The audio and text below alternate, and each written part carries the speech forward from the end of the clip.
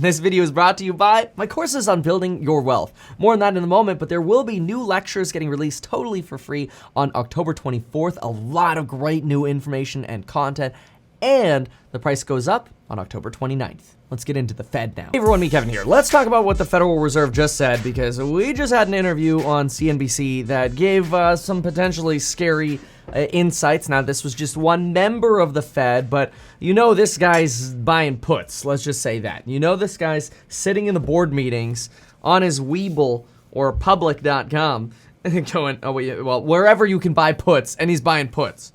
And let's go through some of the things he said, and then let's talk about CPI expectations for tomorrow. Today is October 12th. On, the 13th of October, we're going to get the September inflation readings. I'm going to talk about expectations for those. Those come out at 5:30 a.m. California time, 8:30 a.m. Eastern time, so set your alarm if you're on the West Coast a little earlier than usual. Mr. Bullard just came up and discussed how he's been advocating getting the taper process done as soon as possible so that we could be in a position to react to, quote, possible upside risks to inflation next year. Now, it's worth noting kind of where consensus is right now. Consensus is that we're going to raise rates for the first time in the second half of next year. So just to give you a little quick chart here, I would write this down somewhere. I think this is important. The expectation right now is that in November, we start the taper. So this is really going to be the start. And so this will be the taper line over here. So this is November 21. And right now the expectation is that we end, and I'll call it end E for expectation, is probably June, is what I would say, because they had mentioned mid. So I'll put June / sort of mid over here, June mid. One board member came out a couple of weeks ago and suggested a potential end, so I'll put end 1 over here. That doesn't look too good here. Let's use a smaller pen. There we go, end 1. And they suggested the fall, but Bullard, he's counteracting that, and he's going pretty aggressive. And so far, the data's kind of been leaning in his favor. And so really what we've just heard is a potential taper as early as Q1. So I'll put N2 here. And this would be a Q1 end, which would be really by March. And the reason he wants to finish the taper here is so that rather than potentially raising rates in the second half, which this is the expectation right here, is this would be called liftoff over here. So I'll just write that, liftoff. Liftoff is just a fancy way of saying rates go up. And that's the expectation right now, so we'll do E again. But his suggestion is that we're ready to basically raise rates right after March, so potentially an April, May raising of rates. And that's because he's more fearful about inflation taking off so far than many others. This is, let's just say during his discussion, all you had to say was he's buying puts, and pretty much what he was saying aligned with that. He says that third quarter growth has been marked down. He does think it's overselling this economy to call it stagflation. He suggests, hey, look, we've gone from 6% GDP growth at the beginning of the year to 3 to 4% growth now. That's not really stagflation. It's just a slowing down.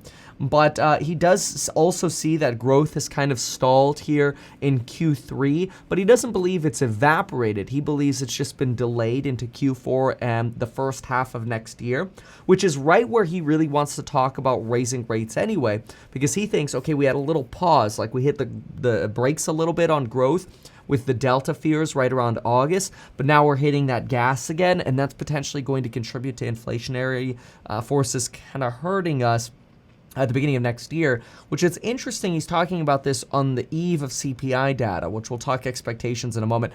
I personally, and no guarantees, but I personally think these people get a heads up on these reports before they actually come out. Who knows if they actually do. But anyway, he says that total growth will be diminished. Plenty of reopening still has to be done, though. And we particularly have a lot of fiscal support, so congressional support and monetary support. I mean, some would disagree with that, saying that our unemployment boost has been removed, but then we do have the child tax credit that's flowing pretty well and it's going to be flowing through about tax season of next year, so about April 15th of next year. So you do have extra stimulus that you didn't previously have. This is on a monthly basis, right? $300 per child, under 6, and $250 per child under 18. It is true. That is stimulus. You know, every 3 months, that's like a $1,200 stimulus check per child. Think about that. It's actually a good, that's a potential inflationary pressure. He does believe that the pandemic is coming under greater and greater control thanks to pills, obviously a reference to the Merck pill, boosters, all this on the horizon. He believes there's a good probability, about a 50% probability that things will just be stable and that we get to about a 3% unemployment rate, maybe the upper 3% of the unemployment rate. But he wants to leave some openness for pricing in the risk of inflation going, quote, higher and higher, or rather, I think he said, quote, staying high or going higher. That was his quote. That's the risk I want to be able to handle at the end of the taper. And that it's worth understanding why he would say that. So we go back to this chart right here. If you all of a sudden get hit with inflation and your interest rates are at zero, now all of a sudden you're in this position where you're potentially creating this lagging monetary support where, let's say, interest rates are at zero until June of next year, just to explain what I mean here. Say interest rates stay until zero here, but all of a sudden we have, I'll call it mega inflation right here. Well, it's too late because to raise rates, I mean, obviously they're going to raise rates, but it's too late because this 0% monetary support is probably still going to push inflation higher to, we'll call it like super inflation, right? As time goes on, because it's going to take a while for, let's say, a rate increase to actually take effect. Say you go up 0.25% or whatever, you end up going up. Doesn't really matter. This is more just an example here. So really what he wants to do is say, well, if there's a chance we're going to have, let's say, mega inflation by the middle of next year, let's start raising rates now, and let's go to 0.25% or 0.5% sooner. So that way, if we do get over here, we're starting to kind of hit the brakes early. It's kind of like we see the traffic light. We're going to start taking our foot off the gas a little earlier and being prepared to, and actually potentially even starting to hit the brakes sooner. So that way we don't have as abrupt of a stop because it takes time. It's like stopping a semi-truck. Although some semi-truck brakes are pretty incredibly fast. So maybe a better analogy is it's like trying to stop a cruise ship. You should probably start taking the foot off the gas early, maybe hit those reverse propellers a little sooner. This particular member of the Fed has been somebody who's been a little bit more hawkish than other members.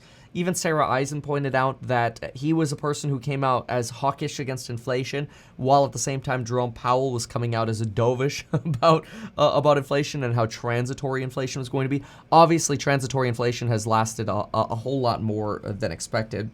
He does mention that more participants are moving into 2022 for liftoff. So in other words, more board members are joining him with raising rates. Sarah Eisen asked, hey, the Bank of England talked about maybe doing a rate hike at the end of 2021. He kind of separates himself from what the other countries are doing.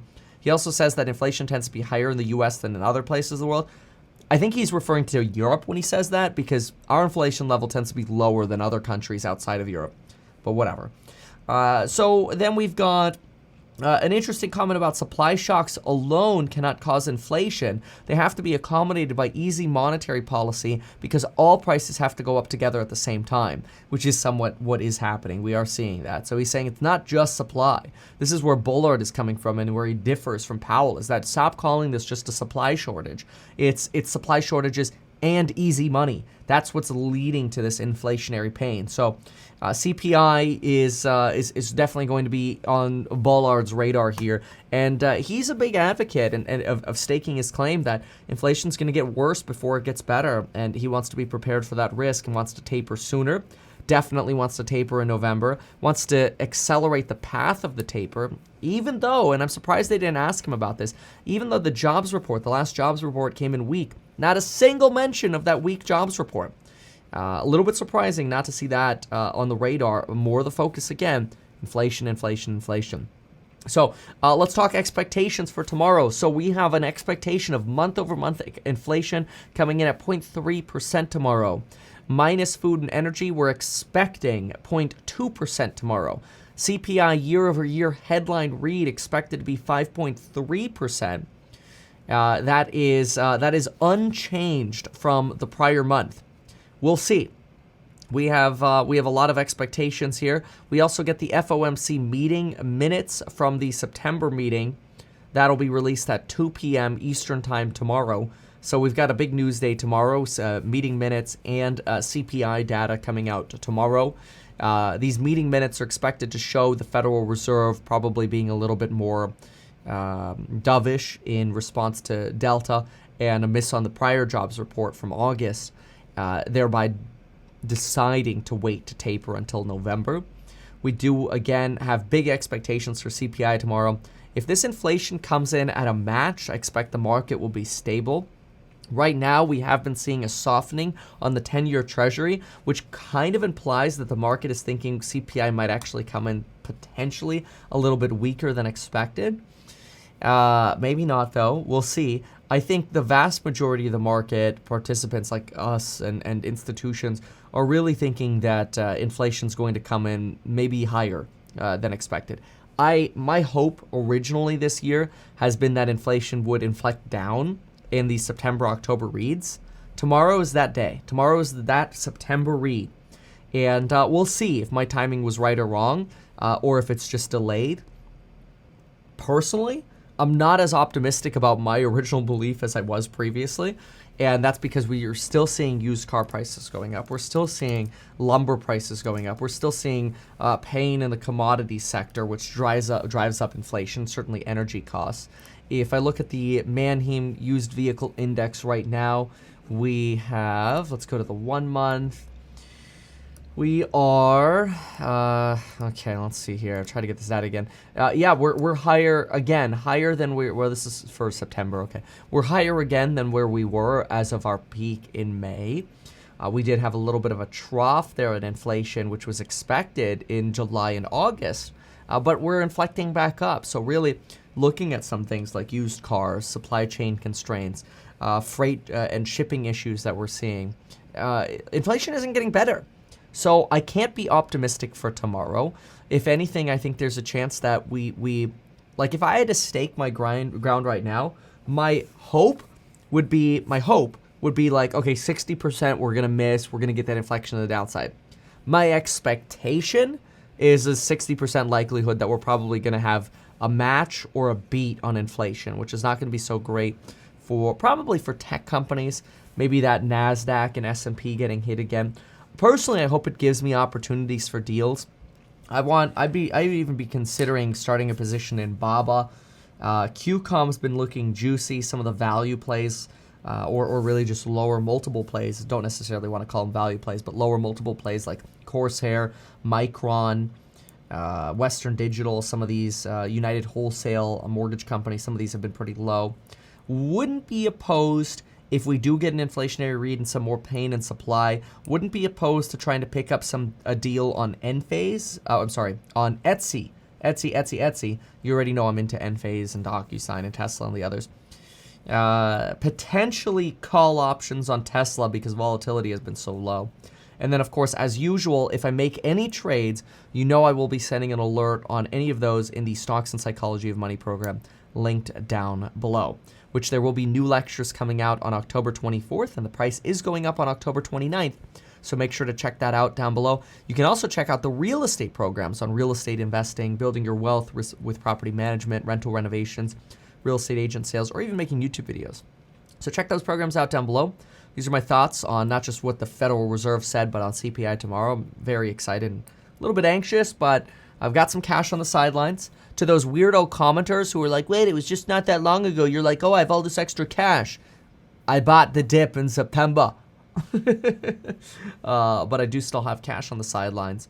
And I'm excited. So we'll see what happens. No matter what happens tomorrow, if we get a miss in inflation, I'm just going to sit around and enjoy the gains. If we get a beat on inflation and we get a fall, I'm going to go shopping. It's going to be good. I do still have my crypto position, worth mentioning. If anything, I've increased my crypto position in the last dips. It is higher than what I've ever had before. I think I'm at 1.2 in crypto right now, which is the highest that I've been at in terms of crypto. So there you have it. My thoughts. Thank you so much, folks, for watching, and we'll see you all in the next one. Thanks again. Goodbye.